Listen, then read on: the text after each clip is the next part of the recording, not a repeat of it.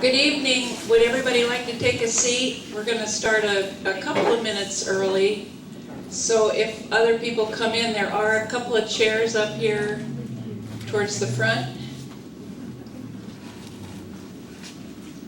My name is Nancy Evans, and I'm the co-vice president of programs for AAUW Half Moon Bay. And thank you everybody for coming. This is a wonderful crowd, and we thank the city council candidates for coming. It's so wonderful that you could come out tonight. I'd like to thank Annie Malley from the library for letting us use this gorgeous facility. Annie's back there. And thank you to El Granada and Miramar neighborhoods who brought the refreshments for tonight. And many, many thanks to Valerie Powell, who is going to be your moderator tonight, and so I'm going to turn the program over to her.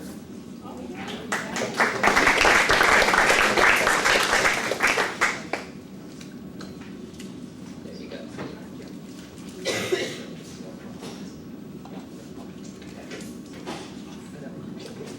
Okay, bear with me till I get the technical parts worked out. First of all, I have a couple of announcements. If you would please turn off your cell phones, or at least make them quiet. Let's respect our candidates and not interrupt them with our phones. And the other request is that you keep all campaign materials outside of the room, but I think that's probably already happened. Can you all hear me okay? Yeah. Good. I'm Valerie Powell, as Nancy said. I'm a member of AAUW Half Moon Bay. Some of you have probably seen me helping with public meetings here in Half Moon Bay over the years as a neutral facilitator, and that's the role that I'm in for you all tonight. This forum is designed to promote active and informed participation. So the purpose of a candidate forum is to provide an opportunity for all of the candidates to be heard at the same time and to be questioned by you. We hope that by bringing the candidates and the voters together face to face, voters will be better informed and will make wise decisions on election day. We appreciate your interest in coming out to learn more about the candidates. Tonight you'll hear from the candidates for Half Moon Bay City Council. There are 5 candidates for 3 seats, and the term of office is 4 years. In the interest of time and fairness to the candidates, please hold your applause until the end of the forum. We can thank all of the candidates at that time. Again, this is a nonpartisan evening and nonpartisan setting, so we to let all the voters hear the candidates. And so it's not a good time to show support or opposition for any particular candidate. So please keep any expression of disdain or delight to yourselves for tonight. The candidates in alphabetical order are Robert Brownstone, Deborah Penrose, Deborah Ruddock, John Szabo, and Virginia Turson. A quick review of the ground rules. The candidates have all done this before. We're borrowing liberally from the League of Women Voters format for candidate forums. And they've done this before, so. But for the rest of you, the rules for the forum are as follows. Each candidate will have an opportunity to make an opening statement, and each candidate will have 2 minutes for that statement. At the end of the opening statements, we'll start the question period. Each candidate will have 1 minute to answer each question. There will be equal time to speak, and I will vary the order in which they speak, so nobody has to always answer the question first, or has to answer the question last. If the question is addressed to one particular candidate, each of the other candidates will have a chance to answer if they'd like to. Following the question period, which will be a little less than an hour, each candidate will have 2 minutes to make a closing statement, and I'll reverse the order of the speakers for that. Our timekeeper tonight is Pat McNutt. Many of you know Pat McNutt. She's going to hold up warning signs when candidates' time is counting down. So for example, in the opening statements, if they have 2 minutes, Pat has a 1 minute sign, a 30-second sign, and a stop sign. If the signs go up, and you all can see them, and I can see them, you can finish your sentence if the stop sign is up, but I'd appreciate it if you wouldn't go on for the length of a paragraph. Fair enough? We have two ushers helping tonight, Erica Pardo. Erica? Oh. Most of you have probably been approached by Erica to get your questions. And Joanne Rakowski is also helping. Questions from the audience are all coming in writing. You were all probably given a 3x5 card when you came in and a pen. Many of you have already written your questions, so we're not going to get through all of them. If you have another question, or if you haven't done your question yet, raise your hand. One of the ushers will come and either give you a card or collect your question and get it up to me. Please write legibly. You've done pretty well, actually. Keep the questions brief. Chances are I'm going to paraphrase some of them. There are some duplicates, and so I will combine them together to get as many different issues in front of you as we can. Questions of a personal nature out of order and won't be forwarded, but I don't see any of those. May not have a chance to ask all the questions, but we'll get in as many as we can. Okay, so we are ready for opening statements. Are you all ready for opening statements? The candidates drew lots to see who would speak first, and tonight, John Zabo will do the honor. We're sharing a microphone. We're sharing a microphone. Can we all pass this down, John? Sure. The shakedown of the library audio system is still underway, and so we've gone from 1 mic to 2, but we haven't got it all the way up. But we're working on it, right? Anyway, they've also, the sharing comes naturally to this group. I've seen them do it before. So John, you're up first, and you have 2 minutes to make your opening statement. Good evening, everybody. Thanks for coming out. My name is John Zabo, and I'm running for City Council, as you all know. I've lived in Half Moon Bay for 53 years, and I love this town. Some have said that I lack detail for the city's most pressing problems. Maybe I think Half Moon Bay has different pressing problems than the City Council does. There are houses down on Kelly Street that flood every time we get a substantial rain. The problem is, there's no drain pipe down there. It's like a river going down Kelly Street until it gets to the ocean. No drain pipes. There's one at the ocean, nothing in between, so houses are underwater. I met Clifford when he was standing knee-deep water in his garage at 12:30 at night when he called the sewage department to come out and fix his sewer. I had to tell him, it's not your sewer, Cliff, it's the river in the street. I tell the city, they say it's in the plans. Well, I think the people on Kelly think that's a pressing problem. For years, I've been going to city council meetings asking when will the citizens of Half Moon Bay that live on the east side of the highway have safe passage across the highway and a trail to ride and walk on. I remember coming and asking Mayor Naomi Patridge, and she said, it's in the plans. Now I asked the president of city council, and I'm told it's in the plans. Well, last Friday, October 12th at 6 p.m., a girl was hit on the highway at my intersection, Grandview Boulevard, by a car coming out of my neighborhood. Does somebody have to die before we get something fixed, like happened at Frenchman's Creek? She looks okay. She was sitting in the back of an ambulance with your legs wrapped up, but I hope she's all right. There are all kinds of pressing problems in the city, and some are doable. Dig a ditch on Kelly Street, throwing a pipe, it's done. Sidewalks on Main, did you see the pink lines where they do with the tripping hazards on Main Street sidewalks? Half Moon Bay needs fixing for the people who already live here before we start worrying about bringing more people in. Thank you. Thank you, John. Our second speaker is Deborah Penrose. Good evening. I'm running for City Council because I want to continue what I've been doing for 4 years. That is changing our city government from one that is the old boys club where things are done behind everybody's back. I want to turn it into a place where the community is actually involved in city government. I've done this by having listening sessions, 4 of them this year, where we developed our strategic plan for the year only after we heard from 400 or more people. I also want to continue the work I've done with the Latino group. I want to bring in a Latino ombudsman to report to us what the Latino community would like to have done. I think we've done a really good job in getting grants for the city for highway improvements, for our bike path north, for our Poplar Complete Streets, safe routes to school, to name 4 out of about 20 grants that we have either received or they're pending right now. I think our library is a great example of what a community can do when it wants to get something done. I think Poplar Beach is getting better. Our city has been working very hard on updates to our general plan and our LCP, our local coastal plan, so that we do have bike and ped paths planned all the way up to Frenchman's Creek. We've got grants that go as far as Grandview. Our street paving has been happening this whole past year, and it's really almost complete. We've got striping on one end of San Benito. We've gotten rid of a terrible drop-off there.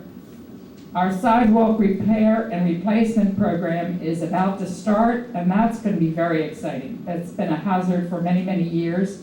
We're going to be replacing a lot of the trees that we have there with heritage trees whose roots don't grow so deep. Our third speaker will be Virginia Driscoll. Sorry. Good evening. It's an honor to be here with you, and I thank the AAUW for hosting this event and their advocacy for STEM education. I've mentored many young women as a venture capitalist in technology. This is a critical election. It's about what kind of town we want to have and what kind of leaders we want to have. Leaders who talk, or leaders who listen and actually address our needs. In my discussions with various residents, there's a lot of frustration overall and no view that things are getting better. The questions that voters are asking is, can this city council help solve our city's problems? Let me share 5 key points with you now. Traffic congestion. I advocate for widening parts of Highway 92 and 1 in certain areas as Caltrans supports to improve flow. This will alleviate much of the weekday commuter log jams. 2, build more housing. I commit to working with developers to get the shovel in the ground and get our residents, seniors, local workers, and young families homes they can afford. Number 3, development. Some of my opponents have consistently favored virtually 0% growth. Gradual, ongoing, controlled growth is imperative. Parks. Number 4, most of our parks don't even look like parks. Failing our kids is shameful. We all need our parks and trails to be usable and maintained. Number 5, getting the job done. Elections should be about measuring incumbents, accomplishments, and assessing the prospects of new candidates. It's not meant to be a popularity or longevity contest. 4 years and I'm not hearing any results. They didn't support the library, but they bought a home on Kelly Avenue for us. I'm concerned the path we're on has failed us. The city council members and the candidates who side with them continue to talk about their vision and hope, but fail to accomplish anything. They don't have what it takes to get the job done. I do. Thank you. Next speaker is Deborah Britta. Good evening. So why am I seeking office again? Because I believe in the power of government to make our town and our lives better. And because I believe City Hall and the current City Council is delivering for you. I'd like to continue on and build on the progress we're making on your behalf, and I will elaborate on our progress in a series of answers to questions tonight. I think it's important to understand what a city council member does. A city council member doesn't run the city. The city manager does that. But a city council member doesn't fix things. City staff does that. A city council member is a policy maker. A city council member gives direction, helps set goals, strategies to staff, and staff is the implementing entity. So, policy making. What do policies rest on? Policies rest on values. So when you're assessing candidates, you want to understand a person's values. And you can tell, you can get a hint about their values about where they've invested their time. So I've invested heavily in Half Moon Bay, lived here 30 years, I got married here, I bought my first home here, I raised my children in local public schools, And I'd like to create opportunities for everybody to enjoy Half Moon Bay like I have, to take advantage of the benefits. I've also invested deeply in public service. I was a council member for 12 years in the 90s, a citizen activist. I worked in the classroom on behalf of my children and other students. And in my day job, I worked for the California Coastal Conservancy, which is a state agency that's engaged in conservation of our natural resources. So it's clear from what you're hearing from me right now that my values are commitment to community and commitment to public service. And I offer that to you again and hope I can count on your vote. Thank you. Hold on. And those are the 5 opening statements. I'm sorry, Robert. Questions. My apologies, Robert Brownstone. I'm ahead of myself. I'll be short so we can No, get some no. questions. Take both of your minutes. Hi, I'm Robert Brownstone. I'm new to politics, not new to Half Moon Bay. I grew up in an apartment in the Bronx. Went to school back east, and I moved out to California 35 years ago. And I never looked back because I never wanted to deal with East Coast weather again. When I moved out here, I lived in a number of neighborhoods over the years. I lived in Belmont, San Francisco Richmond District, San Carlos. And about 9 years ago, I met Suzanne, my better half, who happens to be a member of AAUW.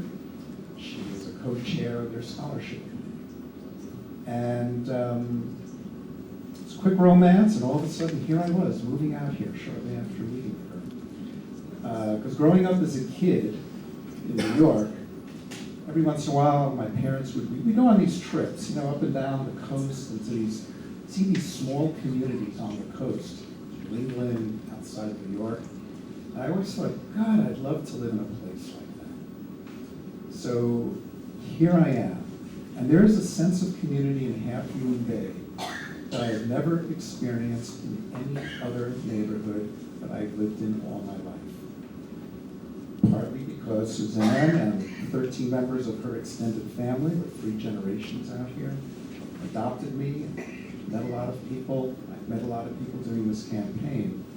And I think the most important quality of a leader and a representative is the ability to listen, to always put the customers in the middle, and to listen with a willingness to be influenced. Do you know what I mean by that? Do you all know people who, they sort of pretend to listen, but they've already made up their mind, or they're only thinking about what they want to say next? And there's a quality of listening, and you know it when you see it in a representative or leader.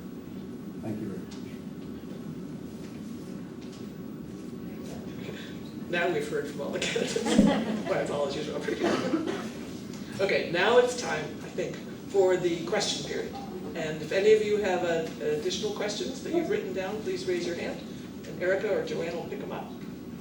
We have plenty of questions. This is a big audience and lots of good questions. So each candidate will have 1 minute to answer each question. We're going to vary the order in which they respond. And if a question is addressed to a particular candidate, there's one, they will answer first, and then the other candidates will be able to respond if they so choose. So, first question, and I'm going to ask Virginia to answer the first question. Can we pass the mic back? First question is about housing. It's a big topic. I've got a lot of cards here about housing. And so I'm going to paraphrase my handful here. It's a multi-part question, I think, but let's start with what is the widest question is, how can Half Moon Bay address the issues of affordable housing? The first approach is really to talk with developers that are willing to bring in more affordable housing complexes. You've heard about some planned hotels, one the Dunes Beach project and one the Hyatt just outside of the city. From my perspective, the one closest to the city would be a perfect spot for affordable senior housing. It's within walking distance to town and services. And we can also bring in some shuttles to help move people around town if need be for other services that they need. But we need to work with developers, and developers want to make a profit on their projects. So at times, you can't just build low-income housing, you build a blend of housing. And we continue to grow this community with a mix of affordable housing for workers, seniors, Latinos, and we continue to thrive as a community. Thank you. We'll just pass it. John can go next. We'll pass it down. You know Henry? Oh, yeah. Yeah, housing's always a toughie. I know I've blown this one a bunch of times. Yeah, getting developers to take part in it is a huge, huge thing because if they all want to make a profit. And I feel about the only way we can do it is if the city subsidizes it. Helps out with that. Grants, we need grants and stuff from the federal government and Mid-Penn, wherever else we can get them.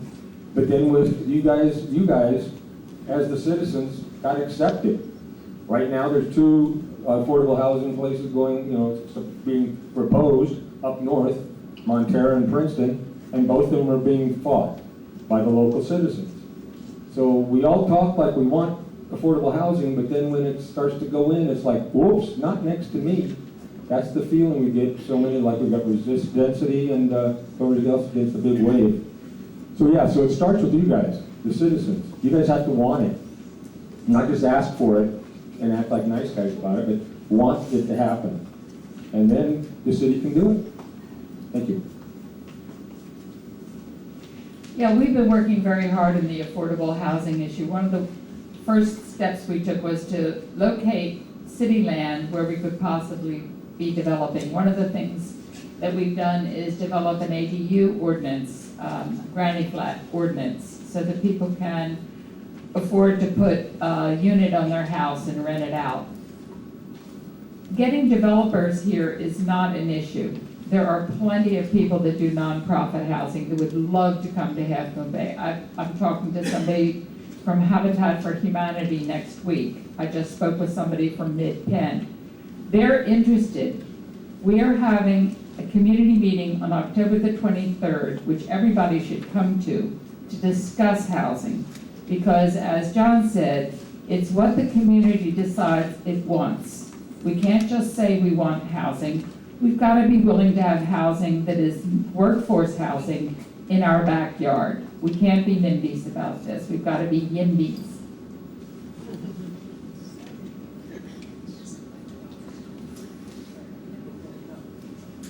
So in terms of affordable housing that currently exists in the community, there's already a lot of terrific affordable housing.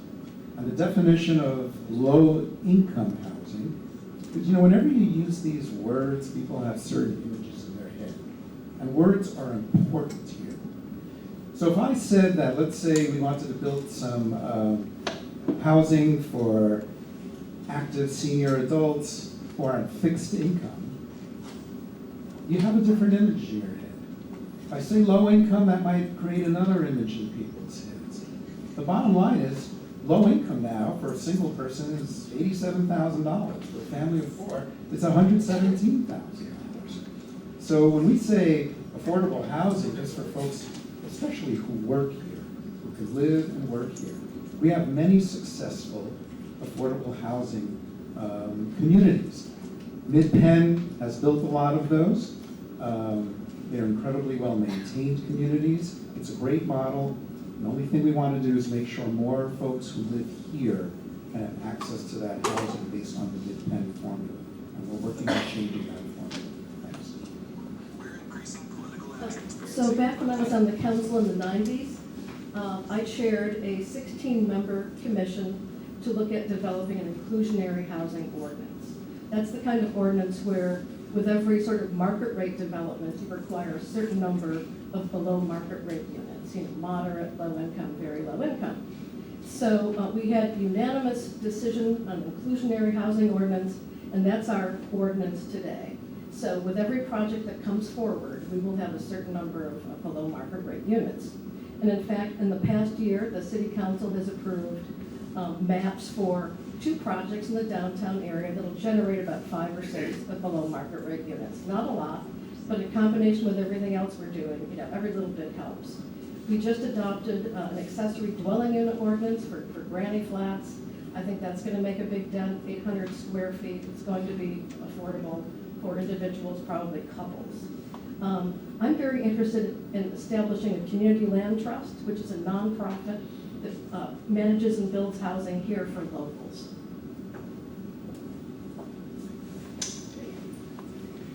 The second question has also generated a handful of cards. The subject is traffic. Big surprise. The questions include what the focus, past, present, and future on changes to Highway 1. But I'd like to ask, explain what you mean by infrastructure improvements to counter traffic issues. We'll start with John. Oops.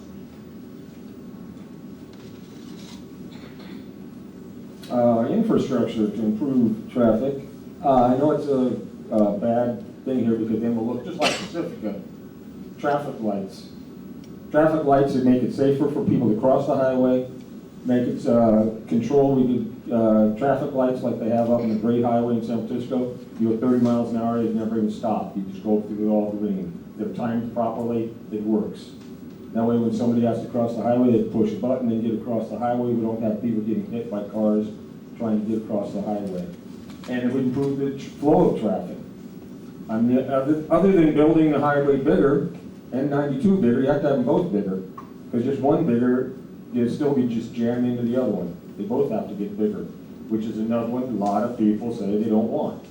Because then we're like Pacifica, we go to the highway, you know, big, huge highway, and it's just ugly and all that kind of stuff. But that's the only thing that I can figure we could make it work. So, yeah, that's it. Thank you. Going this way. Yeah, I don't have an answer for the traffic problem. We've been working very hard this year on traffic improvement, and we've made some traffic improvements, and we have some in the plans. We have grants for both Highway 1 North in the city and Highway 1 South in the city. And these will make for safer pedestrian crossways. They'll make for easier turns and easier for people in the Highland Avenue area and the Grandview area to get onto Highway 1 and go south or go north. I think small changes like that can make some difference. I don't think there's one big solution for it. I think we have to get cars off the road. And one of the things I'm going to be doing this week is talking to somebody about electric bikes and maybe bringing them to Half Moon Bay. The idea if we can get people out of cars and back on bicycles and work on our bike ped paths, we're going to do a lot better.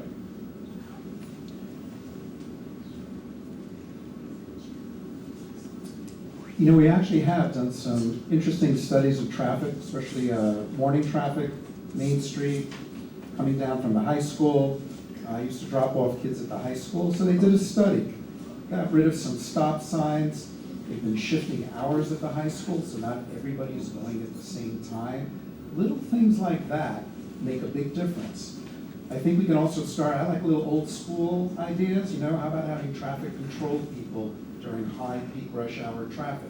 You know what I'm talking about? People going like this. There are people who could see what's happening. This traffic's coming when. I love pilots. I think we could pilot some programs, bring some traffic control folks. I like park and rides, which I've seen being very successful. And I believe we should bring back school buses. If you're going to bring back school buses, a lot of parents say they would, you have to make them magic school buses. Kids have to love the school buses. So we involve the students. What would make the school bus cool? Cool music, paint the buses, whatever it takes. That's how you incentivize the use of it. I'm going to elaborate on what Mayor Penrose said about the Highway 1 improvements. So within the next 3 years, you're going to have to deal with the stress of major intersection improvements at Higgins and 1, Kelly and 1, Main Street and 1, all the way up to Grand Avenue. So it's going to be widened in some places around the intersections. There's going to be stacking lanes, signal improvements, and pedestrian and bike improvements. So basically, these are operational improvements as opposed to capacity improvements, but we think they're really gonna help.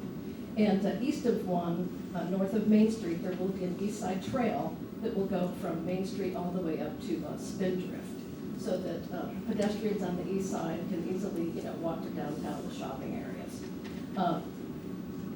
Moving forward, I think we need a park and ride in the morning.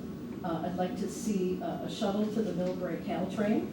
I'm in favor of looking again at school buses, but basically we need to look at making it easier to commute in the morning. Something like 1,000 kids go to private schools over the hill. What are we doing about carpools? I want to help with that.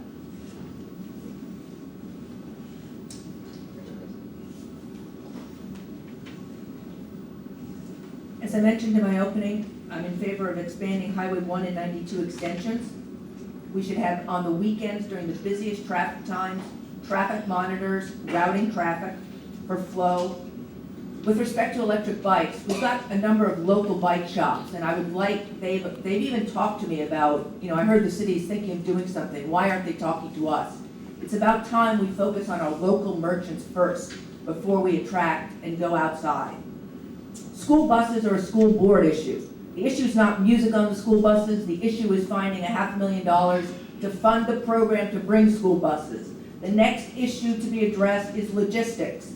The next issue with respect to school buses is whether the parents are willing to put their kids on school buses. What are the traffic patterns?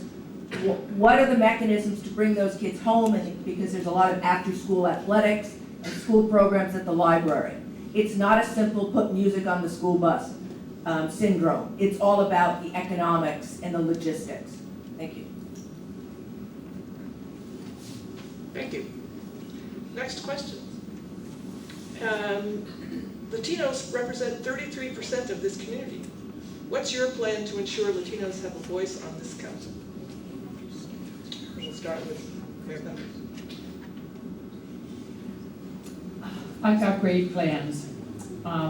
We're having a community outreach person hired as part of city staff, and that person will be concentrating on 3 groups who need help in our city: Latinos, seniors, and youth.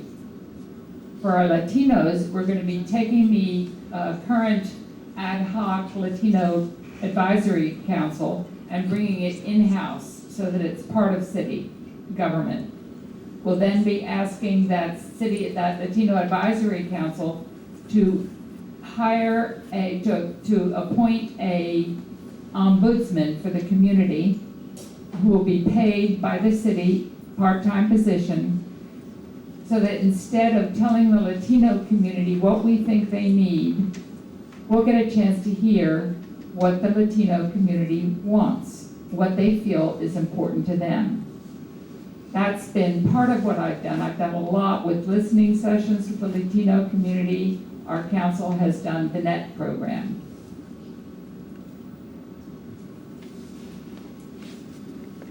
Actually, I'd like to highlight some of what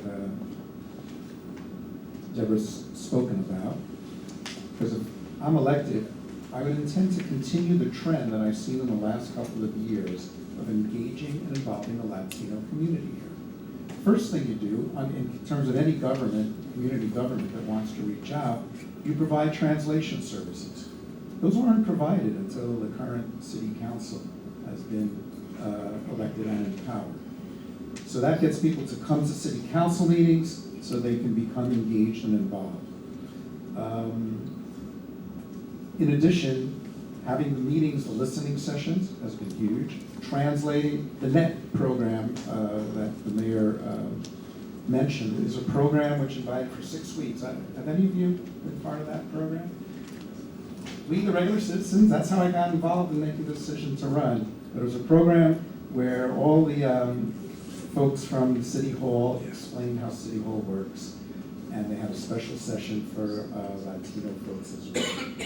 Thanks. Our Latino community was invisible until the council took charge about 3 years ago. And I'm not going to rehash what Deborah's talked about. I think she enumerated a great list of accomplishments. And we want to double down on that. And personally, I'd like to see us, recruit people to be groomed to become city council members. We have an Hispanic gentleman on the Parks and Rec Commission. The chair of our planning commission is a first-generation Hispanic from Mexico. So we're making a lot of progress. What we need to do is make it part of our institutions so that it's regular and commonplace and not something additive. So with that, I'm committed to making sure that we're an inclusionary city for everybody.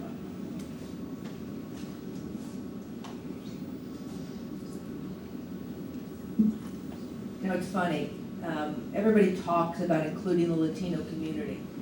When they voiced vocal opposition to marijuana in this community, the city council nearly went ahead and passed it.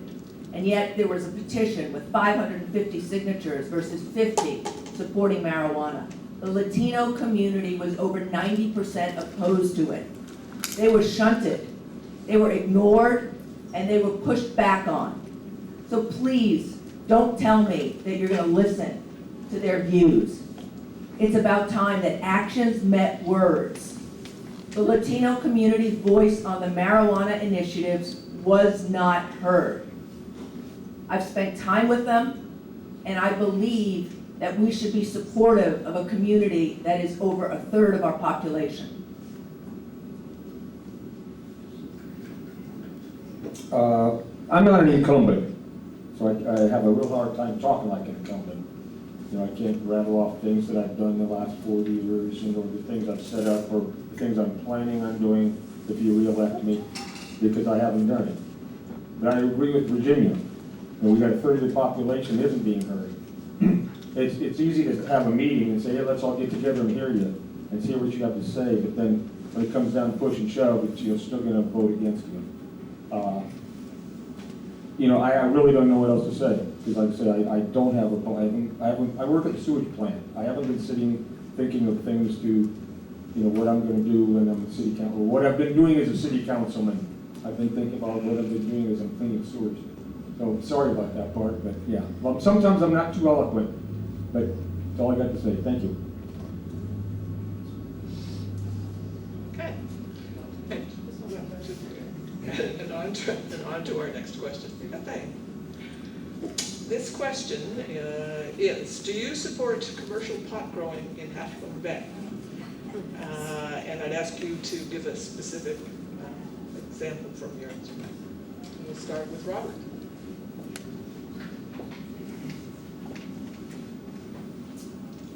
I don't think we have the slightest idea if commercial pot growing is the right solution for Half Moon Bay. I think it's a very emotional issue. I don't think there's not a lot of evidence either way if it's a positive thing for the community.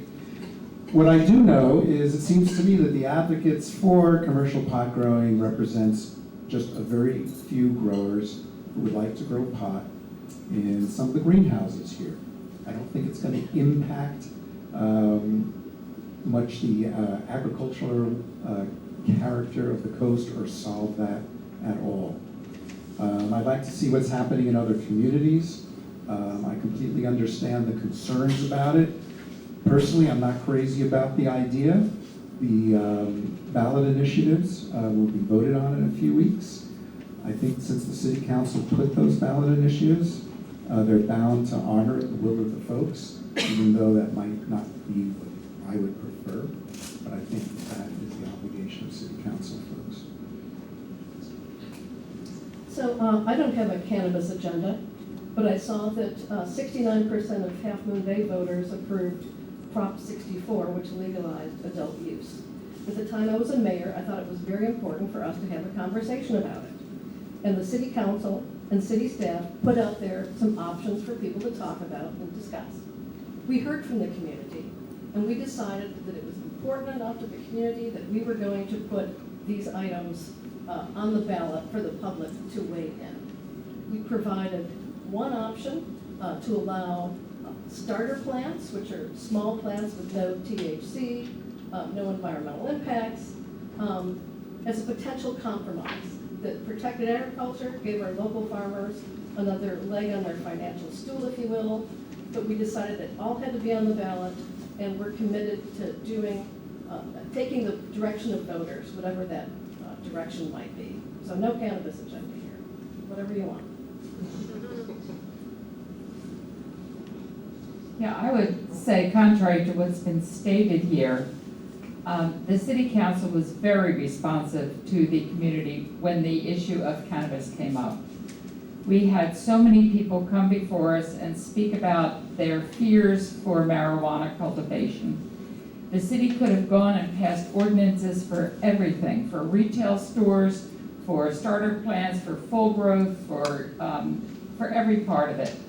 And we decided that the voice of opposition was so strong, and I'm telling you, especially from the Latino community, who are fearful, very fearful, that they will become doubly targets for ICE if marijuana is grown and they're working in the industry.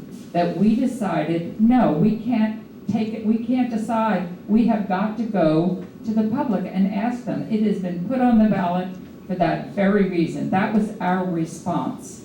It was not to try to do something against the community. In fact, it was listening to the community and responding by putting it on the ballot.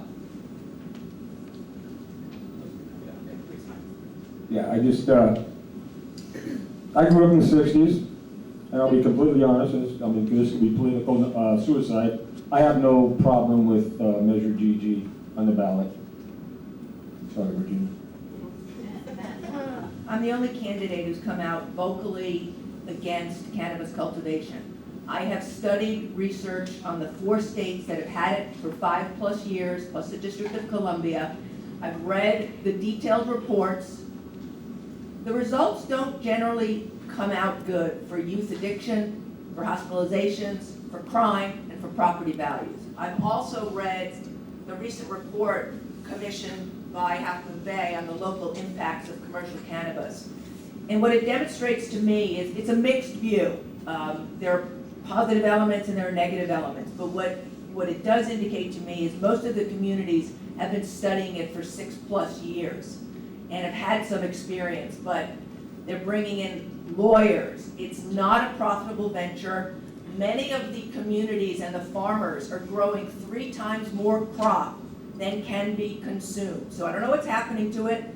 Taxes and regulation have also impacted the industry fairly heavily, which drives much of it back to the black market. Thank you. Change of subject. Keep you on your feet, your toes. That's it. Deborah Ruddock will get to start. Pass it on. The question is about hotels. And the question is, are you in favor of building more hotels? I think as a community, we have to decide how much more hotel and lodging industry we can accommodate. I think there's probably a carrying capacity. We don't know what it is. But I will say this.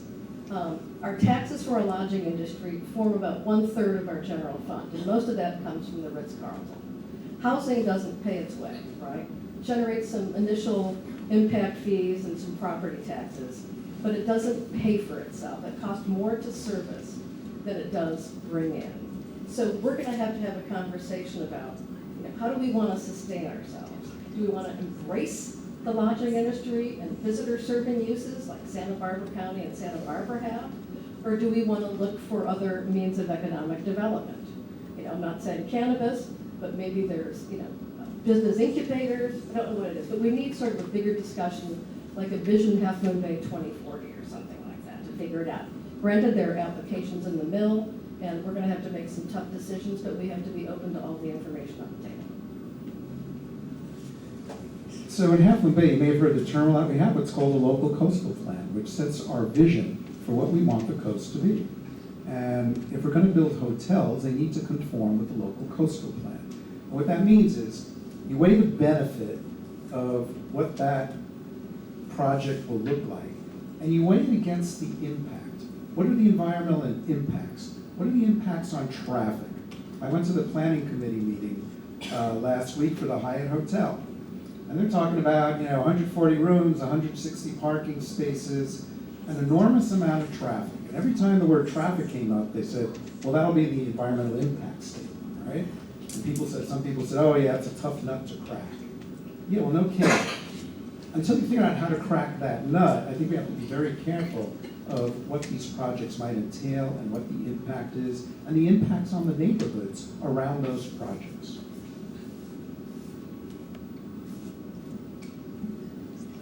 That's a tough question. I feel two ways about it. One, I don't want to see a whole lot more hotel rooms on the coast personally, because for me, that means more traffic. It means less development of affordable housing. On the other hand, when somebody owns property, they have the right to develop it. Our job is to look at the way they're going to develop it and to try to keep that development as close to what our city's local coastal plan, our general plan, our housing element all say works for Half Moon Bay. So if we do get a development, let's make sure it's a development that we can live with, and make sure that there are trade-offs, that the developer himself is giving back to the city something that will help the city residents here. So it's not an easy answer, and it's not an easy question, and there is no easy answer. But that's it.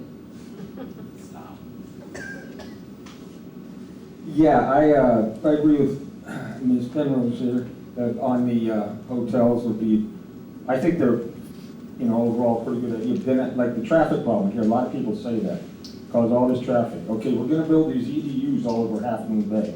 Every EDU is 2 more cars and no more parking spaces. Hotels, 140 rooms, 160 parking spaces. Those cars are off the road. Every EDU is gonna be 2 more cars, if it's a couple, 2 more cars. So now let's say we have 5,000 houses, now we're gonna put 10,000 more cars on the road, and nobody thinks about that. That's part of it too. That's gonna add to senior housing down here. Every single place in there is at least 1 more car, and people don't think about that. Talk about a hotel right away. Oh my God, the traffic. The people driving here Friday night, they park, they don't drive again until they leave Sunday. Hopefully, we can get little shuttle buses to take them around town. So those guys are off the road instead of driving up and down trying to find a beach. And part of Venice. Anyway, thank you. Here's another issue that I've already stated that I'm opposed to. The Dunes project is in an environmental zone which requires extreme care due to the neighboring community and sewage drainage issues. Further, we have over 900 hotel rooms and multiple RV parks. When you have 900 hotel rooms and you bring a shiny new hotel, the only hotel it's not going to adversely impact is the Ritz. All the other hotels will start looking older and older and more war-torn. Also, when you've got such a great impact in terms of the city budget of a third of the income, when there's a downturn, you're exposed. We need diversification. As a former venture capitalist, I could certainly help with setting up tech incubators in our region for jobs for locals. Traffic congestion. When your infrastructure can't support, you have to slow it down and get the infrastructure fixed first. Virginia, you could move on to next question is addressed specifically to Virginia. Okay. And everybody has a chance to respond, but Virginia gets to go first. All too often, candidates say they will represent the people. Once elected, they represent business or a handful of influentials. How will you keep your promise to represent the people of Half Moon Bay? The reason I'm running is because I've seen many projects not be done properly. I'm running for my community. I don't need to do this job. This is a full-time job without any remuneration. There's a lot of work involved. I feel I have the business experience to bring change to the committee and to the community. And that's what I'm doing this for. I'm not doing this. I'm not beholden to any special interests. I don't want a career in politics. All I want to do is leverage my business acumen for this community and help it grow, take input, The reason I put out statements for how I stand is I feel as a candidate, you deserve to know where I stand on issues. I don't want to be wishy-washy. I want you to know, if you elect me, here's how I think. I don't support marijuana, but if marijuana comes in, I will use my expertise to help ensure contracts are drafted in a way to safeguard this community and give us checkpoints and also help the farmers in terms of taking on capital. Thank you. We're about to hook you. Yeah, my campaign is me.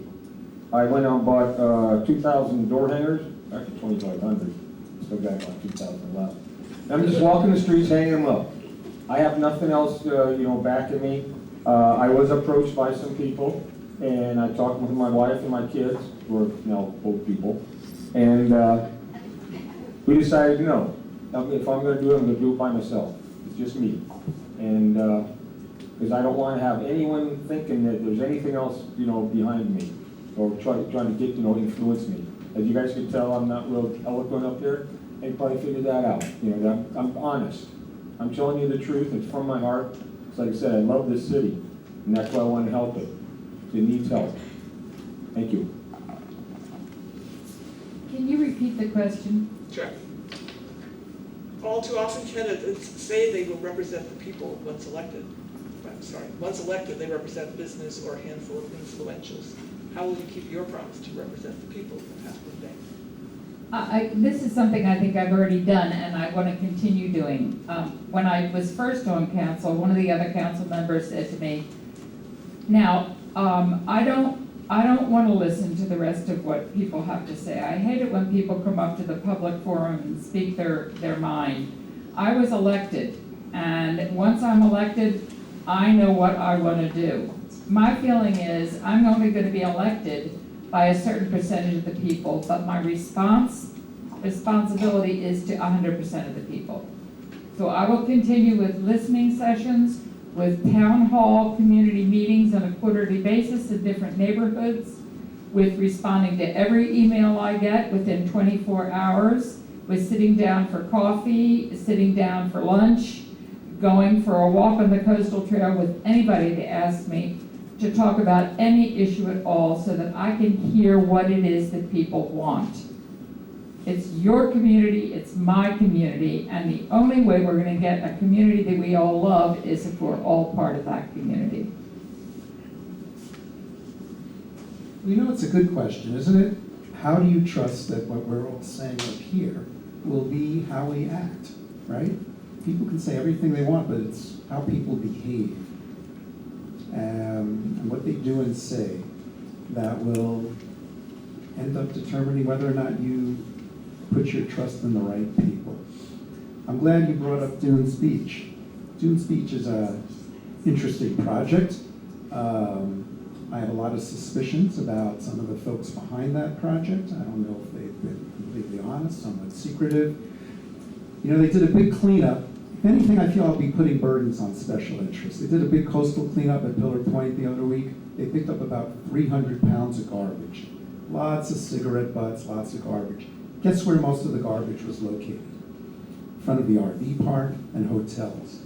It's fine if people come forth with some development projects, but we want to make sure that they're obligated to keep the coast in front of their projects clean.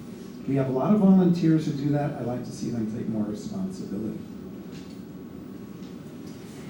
I'm supported by a lot of different groups, and I'm proud of that, from labor to realtors to environmentalists. And I feel it's because in the course of my record of public service, I talk to and I listen to everybody, because I believe we can only have the kind of community that works for all of us if all of us help create it. And I will say this, government is not a business. Government is the opposite of business. Government is a check on the excesses of business and special interest groups. We have to deal with many different interests. We have to negotiate, we have to compromise, we have to support the democratic process, even if we don't like it, but it's not a business. It's democracy. and it involves people, and it's messy, and you have to be able to deal with that. And I think I do, and I think the current council does so, very well. If you want instant fixes, then you need to be, looking to business. But if you want democracy, then you have to go with democracy and support democracy.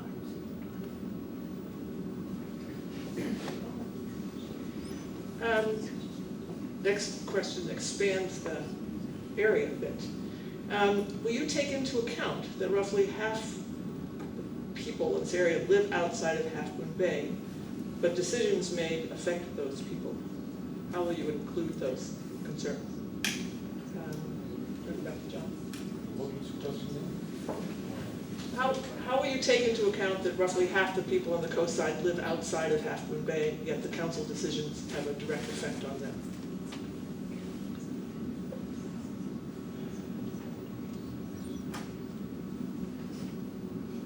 Sure that's a question? I'll read you the exact question. No, that's all right. Yeah, It's close. yeah, I mean, that's always a problem. I mean, I'm walking around town this last week and yesterday, Pumpkin Festival. I don't know if you guys you see Gordy at the Pumpkin Festival, the big dumb-looking pumpkin guy? Well, I'm the sidekick. I'm the one that hangs out with him and makes sure kids aren't fighting and stuff. Anyway, I run into people, I say, hey, you want to vote for them? And they say they can't. They live in Elkhorn, they live in Montero, they live somewhere else. I mean, and it's hard to figure, what do we do? We are like the city, and everybody else is, they think we're big bad guys, really. Most people in Montero and Elkhorn think we're the bad guys for some reason, because Half Moon Bay is always going to give them trouble for some reason. And sometimes it's true.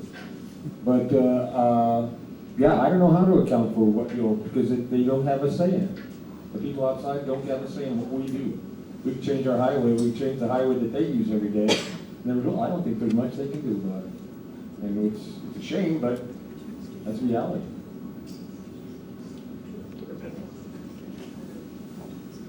Yeah, it is a problem. We've talked on and off about, should we all be one big city? Should Half Moon Bay annex the rest of the coast? That's not a question I can answer. That's a question that people in the North Coast have to come to that decision themselves.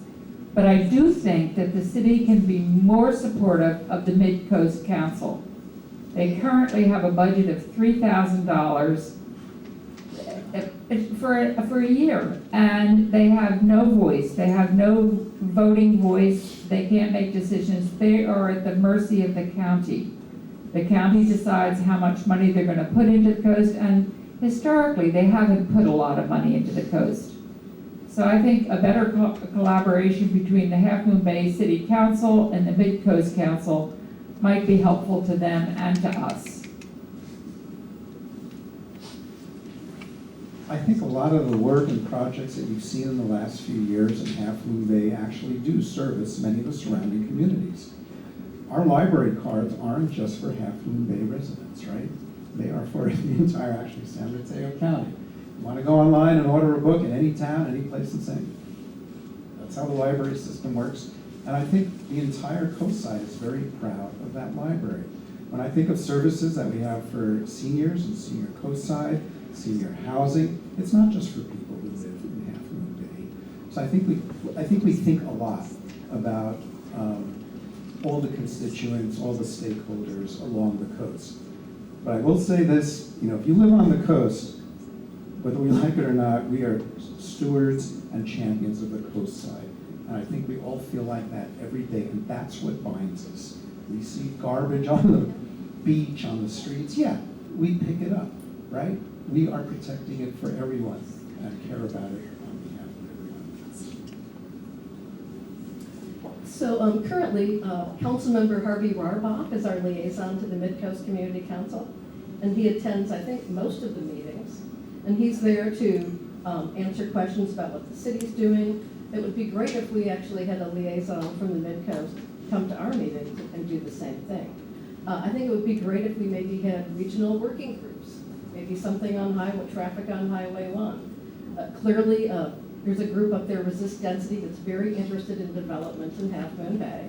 Why not have, public listening sessions where we hear actively from Midcoast residents? So there's a lot more that we can do. Many of us have worked on various issues over the years with Midcoasters, like the tunnel project, for instance. So I think it's just a matter of maybe, formalizing and structuring it a little bit, like we did with the library. The resolutions we just adopted for the library, honoring the library staff, was a joint project between the Midcoast and the city of Half Moon Bay. Little, but those little things, add up, and I think the council's committed to that.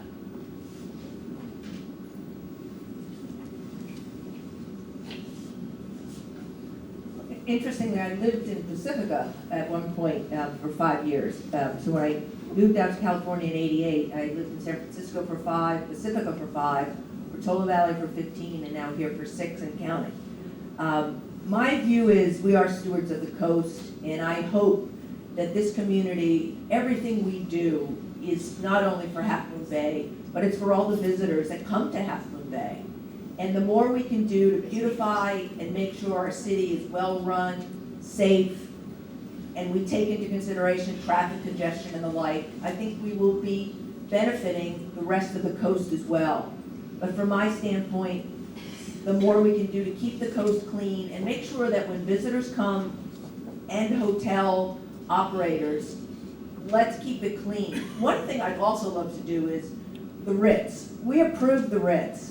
You'd think that from like Tuesday through Thursday, they'd be offering us all sorts of local discounts to come. It would be advantageous for them, and I will outreach to them to try to get stuff like that done. Sorry, I'm not. That was a reason I could ignore that.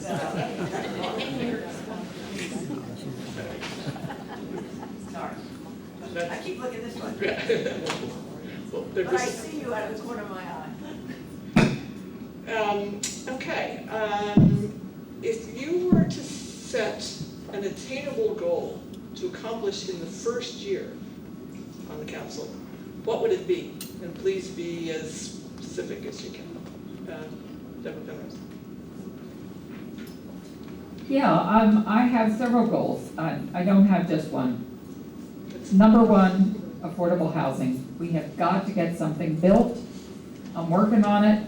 We're all working on it. And when I say affordable housing, I'm talking about extremely low and moderate income housing. The second thing I want to do is I'm going to get that community outreach person in-house, paid staff, to represent the Latino community. I want to form committees in the community for trying to encourage local folks to apprentice at City Hall and learn how city management works and hopefully get hired. I would love to see us hiring locals instead of hiring people from over the hill. But it's not an easy thing to do. It takes a lot of expertise to run city government. It doesn't mean it's impossible. We can get started on it. I know we talked a little bit earlier about the fact that a third of the revenue comes from hotel occupancy taxes. So the first thing I'd like to do, accomplish in the first year, is I would want to always begin every city council meeting with, here's where the budget comes from, here's where money gets spent. Because I think sometimes emotionally we think, hey, I'm a homeowner, I'm paying $8,000, $9,000, $10,000 in property tax, where the heck is it going? But we forget that we only get back 7%. So it's actually only maybe $600 or $700 you get back in terms of your property tax, if that's what you're a homeowner. How much can get done with that? I think we always need to educate the public. Here's the money that's coming in, here's where the money's going out. So one of the things I'd like to do, we already have a half-time grant writer on the payroll. There's a lot of money that comes in from grants. I'd like to have maybe it's split up into 2 grant writers who are good at experts in different types of grants and become more expert at building relationships with the grantors so that we make great presentations and we can get more money in, which then gives us choices about how much money we need from hotels. So I'm very interested in tackling the morning commute problem. I commute 3 days a week over to San Bruno, Barton, and on to Oakland. And I think there's several things we can do. So I'd like to focus on, getting a park and ride going again someplace, as well as the, hopefully a shuttle to Millbrae Caltrain. I don't know if that's possible. That might take a little while to work on, but the morning commute needs work. Also, we have a new website, and we've adopted the OpenGov portal. One of the things we haven't turned on yet is called, it's an application called Fix It. And that would allow citizens to upload photos, submit complaints to, Public Works and other staffs, raising raising various issues with our infrastructure and public facilities. I think once it's on the radar screen of staff, then we can start dealing with it. We just need, when the new city manager comes on the 29th, he needs to look at who on staff might be able to work on that. And we definitely need somebody, at least part-time, who can work on the morning commute issue. So those are two priorities for me.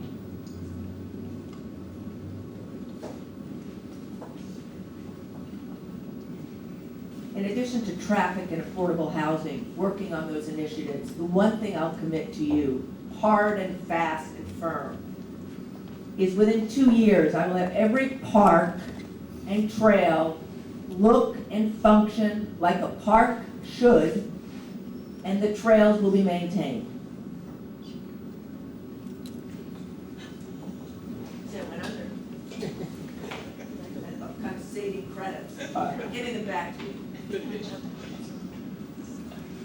First thing I do is I fix the drainage on Kelly Street.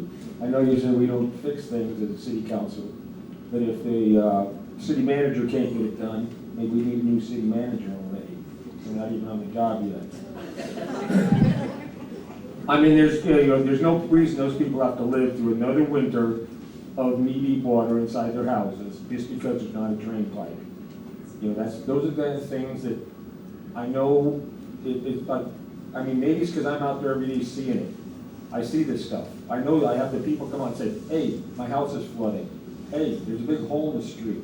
Hey, they keep telling me these things. Maybe the rest of the city council should get out and walk around some, see this stuff. Trip over the sidewalks on Main Street. Hit your head on a tree. Even me, I'm short. I hit my head on those trees that are out there. It's turned Main Street from a stroll into an obstacle course, dodging those damn trees. You're either falling into the holes or hitting the trees. That's the kind of stuff, for some reason, the city council doesn't see.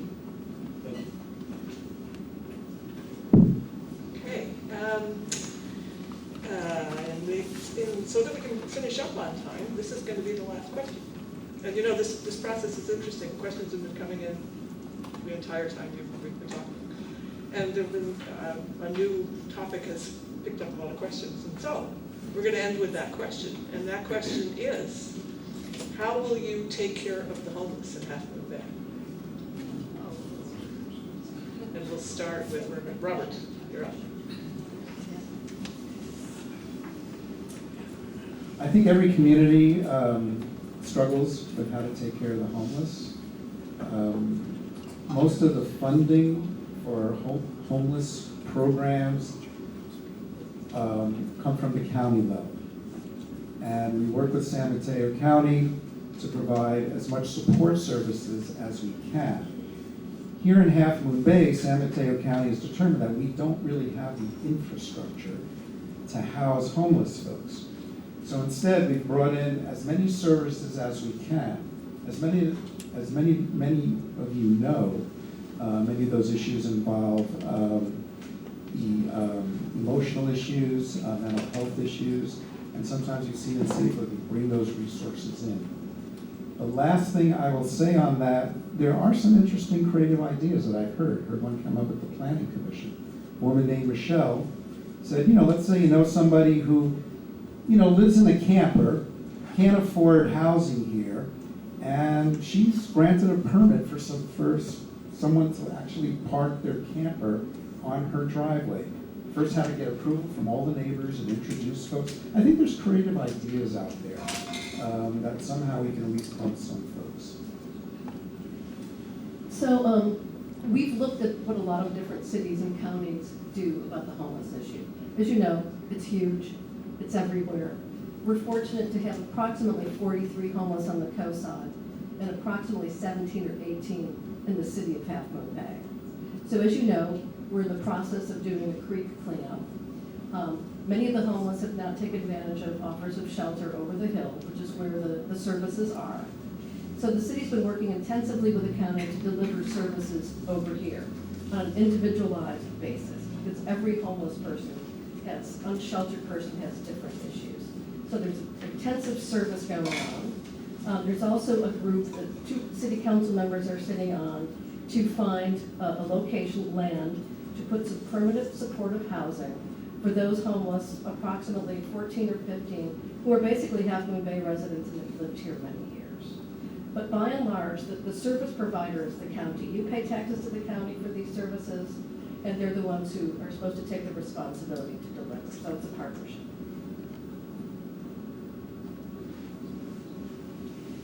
Yeah, this is a subject close to my own heart. Everybody in the nation has a homeless problem. Everybody in the state of California has a homeless problem. Everybody in our county has a homeless problem. My sense is if Half Moon Bay takes on the homeless in Half Moon Bay, then maybe Belmont will take care of the homeless in Belmont, and maybe Saratoga will take care of their homeless. We have to take care of our homeless. Our homeless are our neighbors. Most of our homeless have lived here for over 20 years on the coast. They don't want to be shoveled over the hill. We currently, working through the Homeless Collaborative, we've come up with a project for 14 units of housing, permanent housing for the homeless and for those of extremely low income. We've got a project in mind. We're getting the funding. What we're going to have to ask you next is for public support.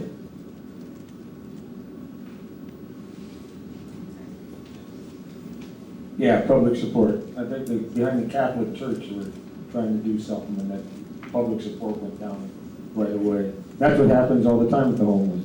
We moved them out from behind Safeway, and what they've actually done, they're just living up across Miramonte's street, up in the hills there behind the cemetery and stuff, and along the creek by Tom and Pete's property along 92. You can see them from 92. Look down there, you'll see them along the tents and along the trees by 92. But that's something else that people just don't see. If you don't look, you don't see it. You got to drive a truck down there because you have work to do, you see it. Yeah, so I don't know what to do with the homeless. San Francisco's talking about $300 million for their homeless. That's $33,000 a person, they figure, in San Francisco that they're going to spend for each homeless person. And yeah, that's what we do. $33,000 for each one. That's a lot of money even for us. And even if we only have 20, it's a whole lot of bucks. I mean, it's huge expenses. Anyway, yeah, I feel sorry for them. I've done extensive volunteering, actually, at Envision Shelter Network, which is now Life Moves. My best friend was the Volunteer of the Year last year, and her daughter was the Junior Volunteer of the Year. So I participated in multiple barbecues, building projects, and annually at Christmas, I buy shoes and toys for all the kids in the homeless shelter. There's a great deal of it that's a mental health issue, in addition. Some don't want to be moving to houses, but we need services to work with, like Envision Shelter Network, because they've got the structure, and they merged across Silicon Valley so that they had would have only one administrative overhead. But they have the expertise, so we need help and guidance in terms of setting up solutions. But I do agree with what the city's been doing. I think it's commendable. It's a tough challenge, and I'm sure many of you see Safeway, at Christmas time, ask us to contribute and take on some families and give them gifts. That's what I do. Thank you. It's time for closing statements. That's the end of our questions and answers. Thanks for all those great questions from the audience. As promised, we're going to go reverse the order of speakers for the closing statement. So Robert, you get to go first.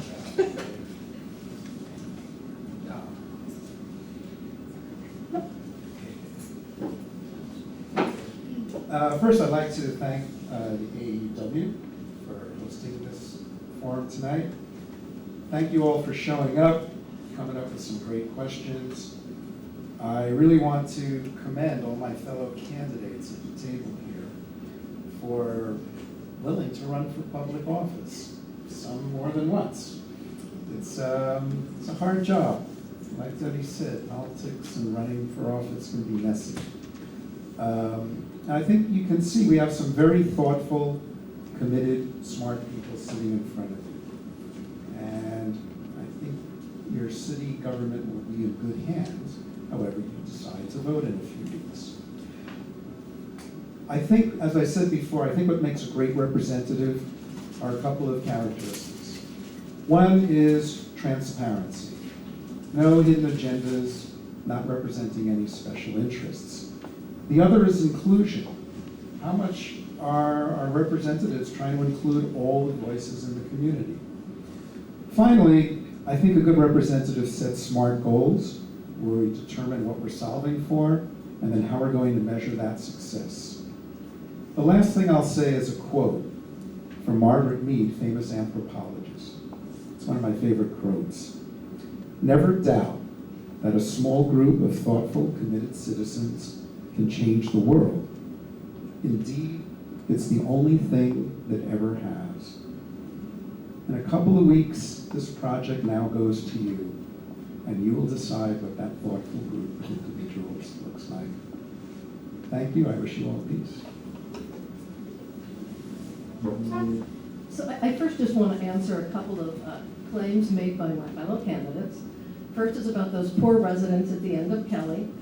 The city's been working for the last 2 years to complete a pipeline bypass project, which is going to relieve a lot of the drainage issues they've had down at the end of Kelly, and we worked on that project with their cooperation.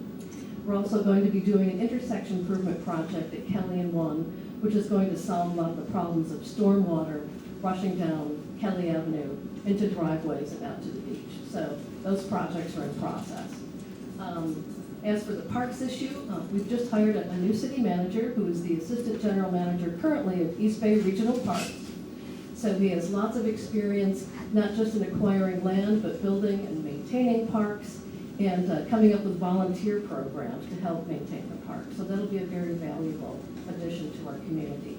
We've adopted a Parks and Rec master plan. We prioritized improving existing parks first. Prop 68 was approved by the voters in June, which will provide millions of dollars in grants to local communities in California to help get this job done. So we're excited about that. As for people complaining about spending time planning, if you don't plan, you don't know what you need, you don't get public input, and you don't get buy-in. So planning is very important to myself and our other council members. Lastly, I just want to say that whenever I make a decision, whenever I have made a decision of going forward, if you elect me again, I will ask one question every time, and that is, how does the community benefit? If the community at large is not benefiting, why are we even up here doing this job? We're your trustees, we're your representatives, and we have to make sure that the benefits of our decisions accrue to the greatest number of people. And I'm committed to that. So I want to say thank you to the AAUW for hosting this wonderful event, and to all of you for coming out and participating in the democratic process. So important and increasingly important, as you know. And thank you to my fellow candidates for stepping up and making this campaign very interesting. So good evening and thanks again. Virginia?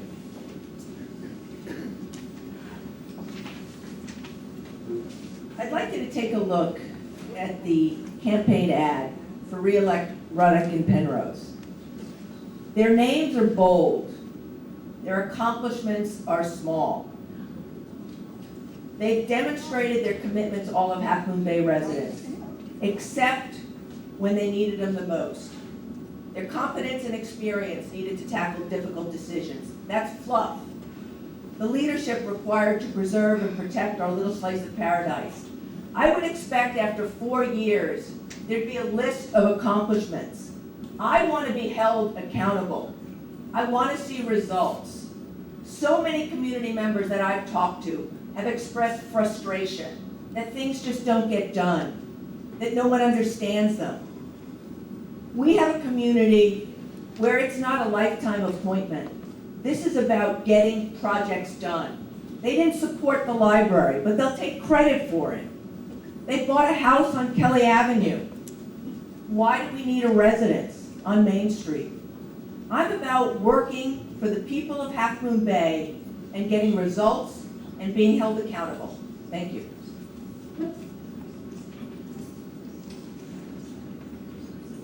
I feel very good about what I've done for the past 4 years. I've been paid a healthy $700 a month for it, and I've only worked 50 hours a week. It's been fabulous.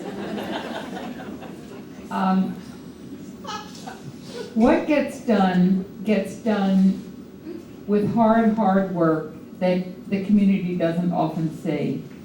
But the one thing that I've done, and the one thing that I'm going to continue to do, is to have the community involved in the decision-making. These are tough problems we've got. We've got a laundry list that long, and we can't do everything. We can't do everything at once. We can do things one at a time. We've got to make some big decisions in the next couple of years about how we want to diversify our business community, because a recession will be coming. And our hotel taxes, which now account for so much of our budget, they're not going to be there. So we've got to be thinking long-term about good business decisions that we can make. But we've got to take care of what we've got right here. We've got to listen to the people and figure out what it is they want to do. So I'm going to continue with community meetings. I'm going to continue with being 100% available to people. And I'm going to continue to do the democratic process. I am so happy we have the library. I have never been against the library, and the kind of rumors that get started about somebody who asks questions about how big should the library be, and let's have the community make that decision, that's hogwash, and it's shameful. I've always been for the library. I've been a library member and a card-carrying library member for many, many years. So let's keep the community conversation going. Thanks. John. Yeah, the problem is all we end up with is conversations. Ms. Rep, it's 2 years they've been flooding on Kelly Street. If that was your house, would you be putting up with it and just letting it go for a third winter? No, 2 years is plenty of time to put a pipe in the ground and fix it. It doesn't take that much figuring out to do.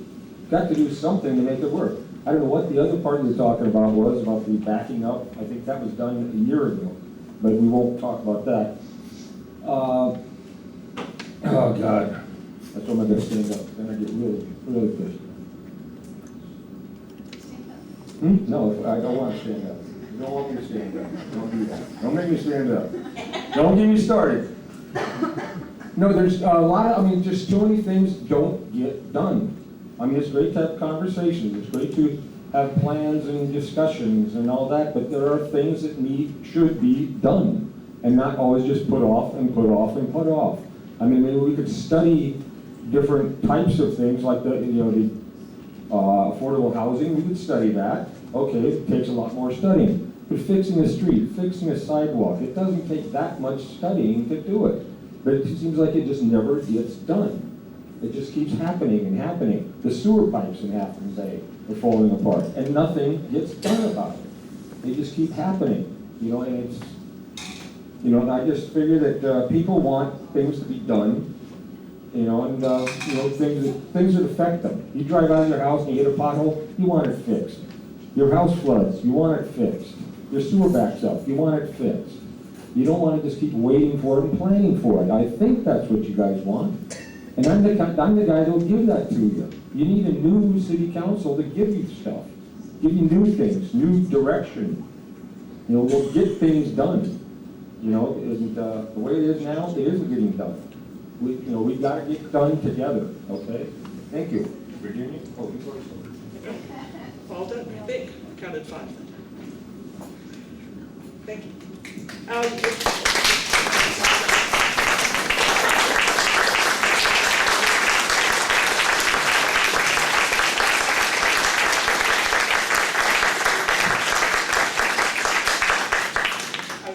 both the candidates and all of you for coming out. My last bit of information, first of all, be sure to vote. That's my number one message. There's a handout available in back. By now, the ballots are in the mail, or you've already got them. Make sure you get it mailed in to meet the November 9th deadline. If you prefer to vote, to mail the mail-in deadline, they have to. I would shoot for the 6th. Ballots? Yeah. Excuse me, has anybody gotten their ballots? I mean, yeah, we were supposed to be last week, there's like 2 in the whole room. For those of you who prefer to vote in person, there are vote centers opening up all over the county. Look in the back of your sample ballots for locations. Here in town, there will be one opening on the 27th in the EOC building on Kelly, the old police station. So you can go and vote there on the 6th. If you just want to drop your ballot off to make sure it gets to the right place, there will be a box at City Hall. I also noticed as we came in tonight, there's a box right out here in the entrance to the library. So what could be easier, come to the library and drop off your ballot. For nonpartisan discussion of issues, the League of Women Voters has a website called votersedge.org. It's in the handout. But the most important message is to be sure to vote. Whichever way you do it, make sure you go out and vote. And yes. Well, I don't think anybody has yet. I believe they were going to start sending them on the 8th. They mailed them on the 9th. Hang tight. I don't know what happens on jurisdiction.